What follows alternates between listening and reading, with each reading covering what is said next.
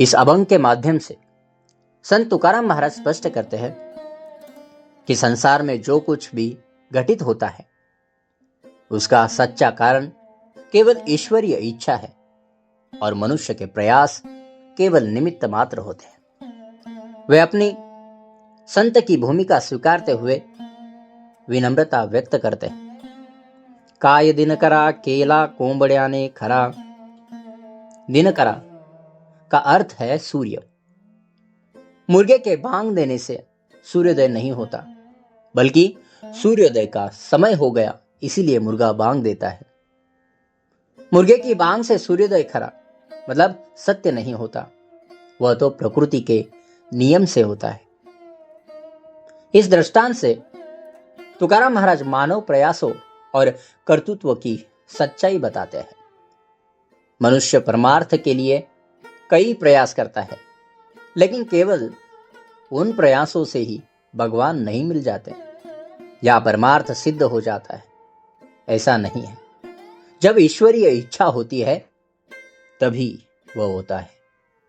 भक्त का प्रयास केवल मुर्गे की बांग के समान निमित्त मात्र है।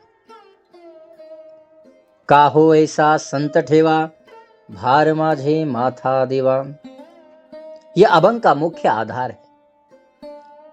संत तुकाराम महाराज को दुनिया संत मानती है, लेकिन वे स्वयं को अत्यंत साधारण भक्त मानते हैं। वे ईश्वर से पूछते हैं, काहो ऐसा संत ठेवा, आपने मुझे ऐसा संत पद क्यों दिया? मेरे जैसे साधारण भक्त के माथा यानी मेरे सर पर देवा यह भार, यह बोझ क्यों रखा है? संत की भूमिका निभाने का अर्थ है समाज को उपदेश देना और सही मार्ग दिखाना। इस कार्य को स्वयं द्वारा किया गया न मानते हुए वे इसे ईश्वर द्वारा दिया गया बोझ मानते हैं। यह उनकी परम विनम्रता को दर्शाता है। आड़विले दासी तरीका मरती उपवासी, यहां दासी का अर्थ है निष्ठावान भक्त, सेवक या दास, जिन्होंने पूरी तरह से स्वयं को भगवान को समर्पित कर दिया है। महाराज सीधे भगवान से पूछते हैं, हे देवा, हे देव, आपके इतने भक्त पूरी तरह आप पर निर्भर है, उन्होंने आपका ही आश्रय लिया है। आड़विले का अर्थ आश्रय लेना, तरीका मरती उपवासी, तो फिर वे भूखे क्यों मरते हैं?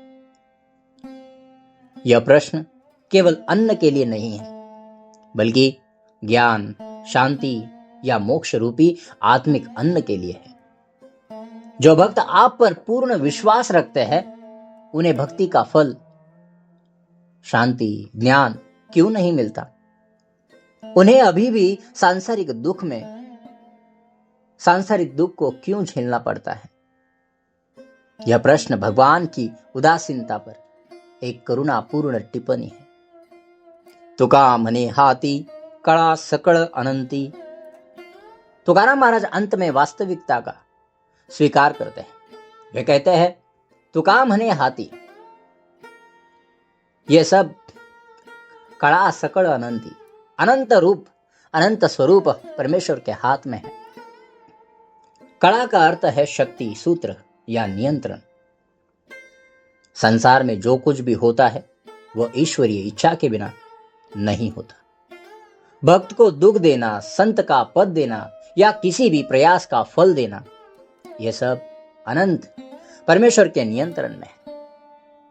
मनुष्य चाहे जितना प्रयास करे, अंतिम निर्णय और सत्ता केवल परमेश्वर की ही होती है।